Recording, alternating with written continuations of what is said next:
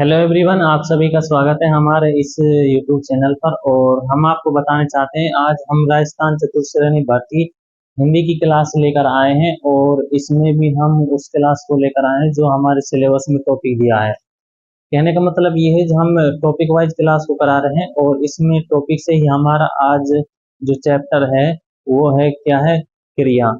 इसको हम करा रहे हैं क्योंकि ये हमारे सिलेबस का एक हिस्सा है और इससे जितने भी सवालात जिस तरह से बनेंगे और जो इसमें मेन चीज दी गई है उनको हम लेकर यहाँ पर आए हैं, क्योंकि हमें शॉर्ट चीजों को ज्यादातर करना है, क्योंकि हमें ज्यादा चीजों से हटकर एक मेन टारगेट पर चलना है, क्योंकि हमें एग्जाम पास करना है। तो इसी तरह से हमने आगे काम करना होगा। तो दोस्तों चलिए करते हैं स्टार्टिंग। नए हैं तो सपोर्ट जरूर कीजिए, चैनल को सब्सक्राइब कीजिए। और राजस्थान चतुश्रेणी हिंदी में से 20 में 20 नंबर लाने की हमारा टारगेट चला है। और आप जानते हैं 53,749 पोस्ट आई हैं। लगभग फार्मों की देखें तो इसमें भरमार लगभग दुनिया भर के फार्म इसमें भरे हैं। और आप फार्मों की टेंशन मत कीजिए, क्योंकि इसमें फॉर्म भरने वालों की संख्या ज्यादा है लेकिन तैयारी करने वाले बच्चे नामात्र हैं।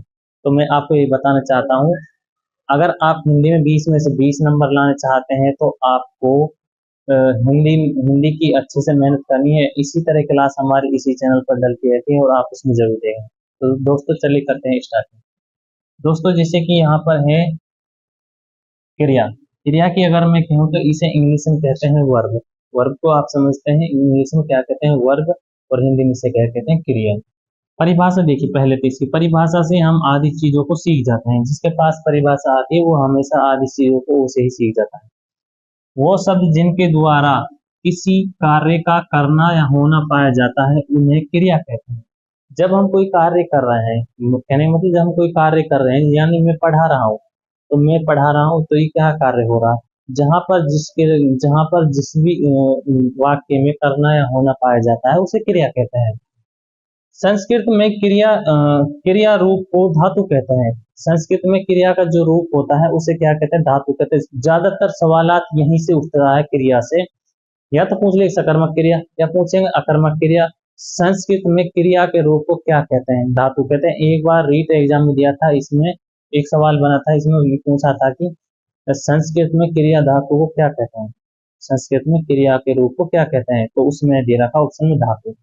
तो इसी तरह सेम जैसे यहाँ पर लिखा है ऐसे ही आरबीएससी की बुक से सिलेबस के अकॉर्डिंग आपको पढ़ा रहा है। एनसीईआरटी का चैप्टर है, इससे बाहर आपका कोई क्वेश्चन नहीं जाएगा। मैं गारंटी के साथ कह रहा हूँ, अगर आपने इस तरह से इसकी तैयारी करी तो आगे भी आराम से आप एग्जाम में किसी भी क्वेश्चन को आराम से सॉर्ट आउट कर सकते हैं।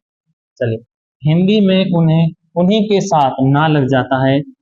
जब हिंदी में उन्हीं के साथ ना लग जाता है तो उन्हें क्या कहते हैं, हम क्रिया कहते हैं। जैसे लिख लिख, जैसे ये लिख रहा, लिख के साथ ना लगा तो लिखना हो गई। हंस के साथ ना लगे तो हंसना हो गई। और पढ़ के साथ ना लगा दिया तो पढ़ना हो गई। खेल के साथ ना लगा दिया तो खेलना हो गई। और चल के साथ ना लगा दिया तो चलना हो गई। आप भी समझते हैं, यहाँ पर जहां पर कोई कार्य हो रहा है, यानी कहने का मतलब ये है जहां पर यह करना है होना पाया जा रहा है उसे क्या कहते हैं, क्रिया। चलिए इससे आगे आप देखते हैं हम क्रिया के प्रकार। मुख्यतः क्रिया के दो भेद हैं। कितने भेद किए जाते हैं, क्रिया के मुख्यतः दो भेद किए जाते हैं मुख्यतः। जैसे अकर्मक क्रिया और सकर्मक क्रिया। क्या है अकर्मक और सकर्मक?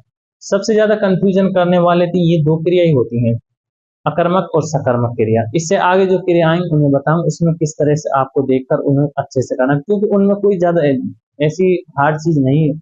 उसमें तो ये है कौन कालिक क्रिया आ गई, इस तरह से आ जाएंगे, उसमें ज्यादा कुछ नहीं है। लेकिन यहाँ पर जो ये है अकर्मक और सकर्मक, इसमें बच्चा जितने भी होते हैं तो वो एक कंफ्यूजन हो जाता है, इस सकर्मक क्रिया क्या है, अकर्मक क्रिया क्या है, क्या क्या है इसमें। इसी पहचान के लिए हमें चीज उन पर ध्यान रखना, जो यहाँ मेन वर्ड है उन पर ध्यान रखना। जैसे अकर्मक क्रिया, जिनके साथ कर्म प्रयुक्त नहीं होता है। क्या नहीं होता, कर्म प्रयुक्त नहीं होता है। कैसे नहीं होता, अब आप यहाँ पर समझिए। सुनिए, अगर आपको इस अच्छे से समझना है तो इसमें आपको वाक्य देखना है, इसमें वाक्य में क्या चीज दी गई क्या नहीं दी गई। जैसे रोना, सोना, हंसना। कविता रोती है, नहीं कविता सोती है, और बच्चा रोता है, और वो लड़का हंस रहा है, हंसना। तो ये क्या है, अकर्मक क्रिया है। इसमें क्या है, कर्म प्रयुक्त नहीं हो रहा। कहने का मतलब है इसमें कर्म प्रयुक्त नहीं हो। जैसे सोना, क्या सो गया? कोई सो गया तो नहीं, सो रहा। और रोना रोना, हंसना हंसना, इस तरह से। अब देखिए यहाँ पर भी इसमें डिफरेंस किस तरह से निकलेगा। सकर्मक क्रिया, जिन क्रिया का प्रभाव वाक्यों में प्रयुक्त कर्ता पर नहीं पड़कर कर्म पर पड़ता है। कहने का मतलब कर्ता पर नहीं पड़कर कर्म पर पड़ता है, और इसमें क्या है, कर्ता पर पड़ता है। इसमें कर्ता पर न पढ़कर कर्म पर पड़ता है। सकर्मक क्रिया में कर्ता पर नहीं पढ़कर कर्म पर पड़ता है, उसे सकर्मक क्रिया कहते हैं। अर्थात वाक्य में कर्म प्रयुक्त होता है। क्या होता है? कर्म प्रयुक्त होता है। जैसे भूपेंद्र दूध पी रहा है। क्या है? भूपेंद्र दूध पी रहा है। किस पर पड़ रहा है? दूध पी रहा है। भूपेंद्र दूध पी रहा है, क्या है? सकर्मक क्रिया। नीतू खाना बना रही है। क्या बना रही? खाना। और इसमें क्या, भूपेंद्र क्या पी रहा है? दूध। अब यहाँ पे किस तरह से निकालना, क्या से चीज को हमें पकड़ना है, किससे? क्या से। इसकी पहचान के लिए सकर्मक क्रिया में क्या है? क्या। क्या से पता लग जाएगा हमें। जो सकर्मक क्रिया है उसके लिए क्या से हमें उस वाक्य को ढूंढना है। उस वाक्य में अगर क्या से कुछ निकल रहा है तो वो क्या है? सकर्मक क्रिया। अगर क्या से नहीं निकल रहा तो वो क्या है? अकर्मक क्रिया। अब कैसे? जैसे कविता हंसती है। क्या हंसती है? कोई नहीं निकल रहा। और बच्चा रोता है। क्या रोता है? रोता है। और ये रमेश हंस रहा है। रमेश हंसना। तो इस तरह से ये क्या है, ये है अकर्मक क्रिया। अब यहाँ पर देखिए सकर्मक क्रिया। भूपेंद्र दूध पी रहा है। रवि किताब पढ़ रहा है। रवि क्या पढ़ रहा है? किताब पढ़ रहा है। और नीतू खाना बना रही है। तो नीतू क्या बना रही? खाना बना रही है। तो इसमें क्या है? कर्म प्रयुक्त हो रहा है। कर्ता पर नहीं पड़े, कर्म पर पड़ता है। किस पर पड़ता है? कर्म पर। क्या क्या बना रही? खाना बना रही है। निकल रहा है यहाँ पर। क्या पी रहा है? दूध पी रहा है। क्या पढ़ रहा है? किताब पढ़ रहा है। तो इस तरह से ये है सकर्मक और अकर्मक क्रिया। अब इससे आगे आती है पूर्णकालिक क्रिया। पूर्णकालिक मतलब पहले कर चुके हैं। इस तरह से और क्रिया आएंगे, उनको आप थोड़े से देखेंगे तो आप आराम से समझ जाएंगे। लेकिन जो चीज यहाँ पर है, जो चीज यहाँ पर है, याद रखने लायक है, पढ़ने लायक है, उन पर जरूर ध्यान देना, क्योंकि इसी तरह सवाल होते हैं। इसमें सब पता कहाँ से उठेंगे सवाल? लिखें। एक तो ये पूछ लेंगे संस्कृत में क्रिया के रूप को क्या कहते हैं। संस्कृत में क्रिया के रूप को क्या कहते हैं? धातु कहते हैं। और कितने भेद हैं? मुख्यतः दो भेद है।